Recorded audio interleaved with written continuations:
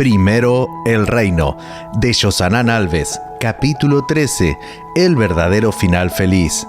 Lo más importante en cualquier relación no es lo que obtienes, sino lo que das. Eleanor Roosevelt.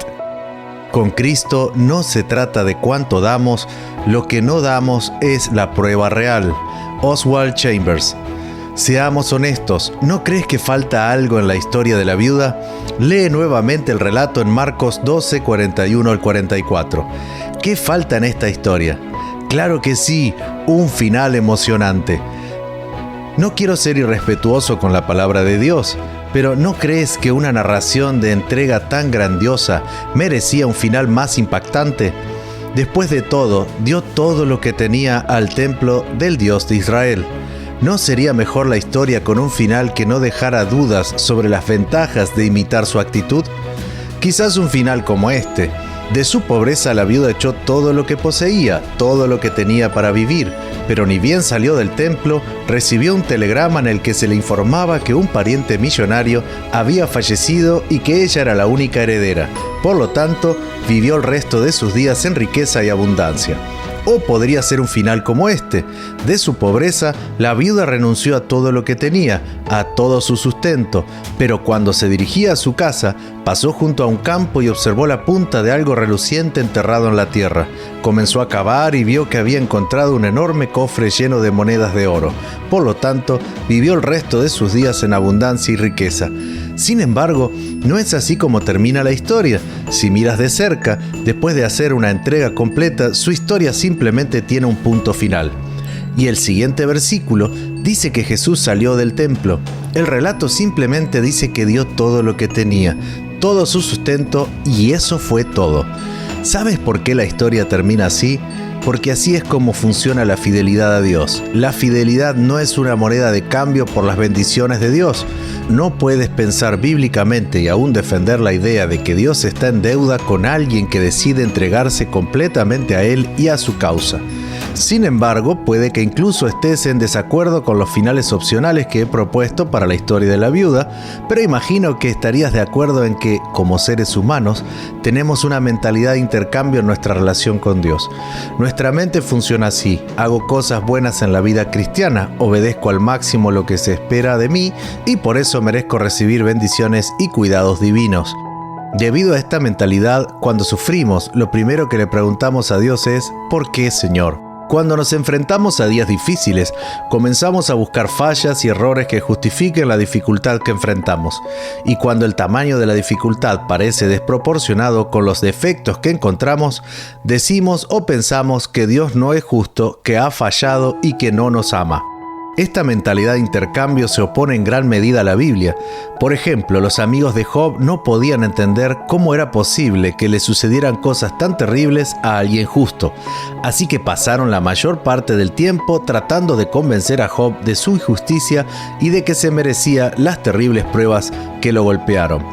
Pero al final del libro de Job, Dios se manifiesta y le habla a uno de ellos: estoy enojado contigo y con tus dos amigos, porque no hablaron con exactitud acerca de mí como lo hizo mi siervo Job.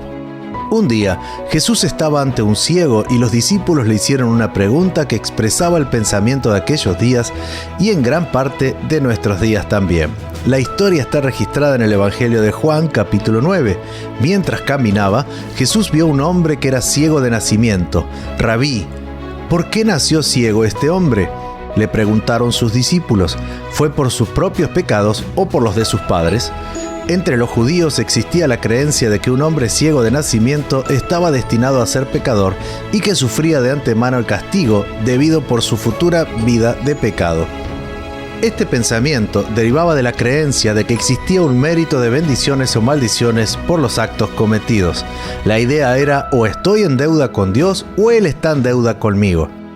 En su respuesta, Jesús no negó que el hombre o sus familiares fueran pecadores.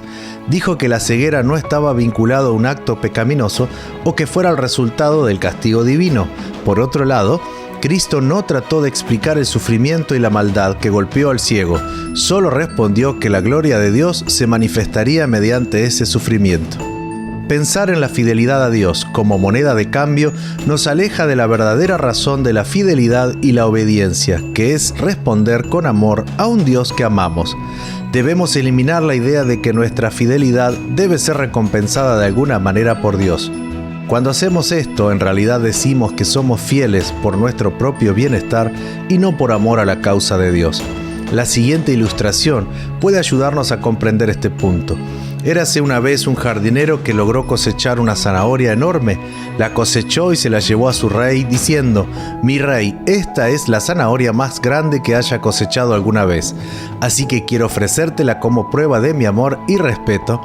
El rey se conmovió y reconoció la bondad en el corazón del hombre, de modo que mientras se iba, el rey dijo: «Espera, realmente eres un buen administrador de la tierra. Tengo una propiedad junto a la tuya. Te la quiero regalar para que puedas plantar todo ese terreno». El jardinero se mostró sorprendido y regresó a su casa muy feliz. Sin embargo, había un noble en la corte del rey que había presenciado toda la escena, y él pensó: «Vaya, si esto es lo que obtienes con una zanahoria, ¿qué pasaría si le diera al rey algo aún mejor?». Al día siguiente, el noble se presentó ante el rey y en sus manos estaban las riendas de un hermoso semental negro. Se inclinó y dijo: «Mi señor, yo crío caballos y este es el mejor caballo que haya criado alguna vez. Quiero dártelo como muestra de mi amor y respeto». Pero el rey vio el corazón del hombre, le dio las gracias, aceptó el caballo y lo despidió. El noble se había quedado perplejo y dolido por no haber recibido una recompensa acorde con su regalo. Entonces el rey dijo: «Permíteme explicarte, el jardinero me está dando la zanahoria, pero tú estás regalando el caballo a ti mismo». Así es exactamente como actuamos cuando esperamos recompensas por nuestra lealtad. Esta no es la razón correcta para que seamos fieles. La verdadera razón se expresa en el siguiente versículo bíblico: «Nosotros amamos porque Él nos amó primero». Primera de Juan 4:19. Este versículo debe estar en nuestra mente cada vez que obedecemos a Dios o somos fieles a Él. Nuestra fidelidad es solo una respuesta al gran amor y la fidelidad que hemos recibido. La fidelidad es en realidad un ejercicio de memoria. Necesitamos mirar atrás y darnos cuenta de lo que hemos recibido de Dios para poder responder con fidelidad. Por ejemplo, cuando vamos a devolver los diezmos y las ofrendas, tenemos que mirar hacia atrás, ver cuánto nos ha bendecido Dios y luego calcular los diezmos y las ofrendas. Bíblicamente, nadie puede devolver los diezmos y las ofrendas mirando hacia el futuro y prediciendo lo que recibirá. Solo podemos devolver lo que ya tenemos. Por lo tanto, la devolución de los diezmos y las ofrendas se convierte en una celebración de gratitud en el cuidado soberano de Dios por mi sustento. Esta es una de las razones por las que el día santo es el séptimo día de la semana. Dios ya te ha dado 6 días de vida y cuando llega la puesta del sol del viernes, debes mirar hacia atrás y darte cuenta de su cuidado durante toda la semana. Entonces, el sábado será un día de celebración de lo que ya he recibido y no una expectativa de lo que Dios me debe, porque he guardado otro sábado en mi vida. En Deuteronomio 8, Moisés presenta un hermoso discurso en el que Dios exhorta al pueblo de Israel a la obediencia y la fidelidad. Cuando leemos el texto con atención, notamos un detalle increíble. Dios comienza diciendo: «Asegúrate de obedecer todos los mandatos que te entrego hoy». Versículo 1. En otras palabras, Dios dice: «Obedece, sé fiel a mis órdenes». En los siguientes 19 versículos presenta el camino para ser fiel, y algunos términos se utilizan para apoyar esta obediencia. Los términos son: recuerda, versículo 2, ten cuidado de no olvidar, versículo 11, y acuérdate, versículo 18. A lo largo de la narración, Dios presenta los hechos que el pueblo de Israel debe recordar para permanecer fiel. Recuerda cómo el Señor tu Dios te guió por el desierto durante 40 años. En todos esos 40 años, la ropa que llevaba puesta no se gastó, y tus pies no se ampollaron ni se hincharon, pues el Señor tu Dios te lleva a una buena tierra, con arroyos y lagunas, con fuentes de agua y manantiales que brotan a chorros de los valles y las colinas. En el desierto te alimentó con maná, Él es quien te da las fuerzas para obtener riquezas. Deuteronomio 8, 2, 4, 7, 16 y 18. Todo cristiano debe hacer este ejercicio de memoria antes de practicar la fidelidad a Dios. A menudo digo que cada creyente tiene una hermosa historia para contar lo que Dios es y hace en su vida. Dios también presenta en 2 versículos la consecuencia de olvidar las bendiciones y los cuidados ya recibidos. Ten cuidado de no olvidar al Señor tu Dios, pues cuando te sientas satisfecho y hayas prosperado y edificado casas hermosas donde vivir, cuando haya aumentado mucho el número de tus rebaños y tu ganado, y se haya multiplicado tu plata y tu oro, junto con todo lo demás, ten mucho cuidado, no te vuelvas orgulloso en estos días y entonces te olvides del Señor tu Dios, quien te rescató de la esclavitud en la tierra de Egipto. Deuteronomio 8, 11 al 14. La infidelidad es el resultado del olvido, porque la infidelidad tiene poca memoria. La gratitud y la fidelidad, por otro lado, son capaces de recordar todo lo que ya han recibido y responder a esos recuerdos. Por eso, necesito repetir y enfatizar esta verdad para que nunca la olvides. La fidelidad es una mirada continua al pasado y recordar las bendiciones recibidas para responder al nivel de lo que ya hemos recibido.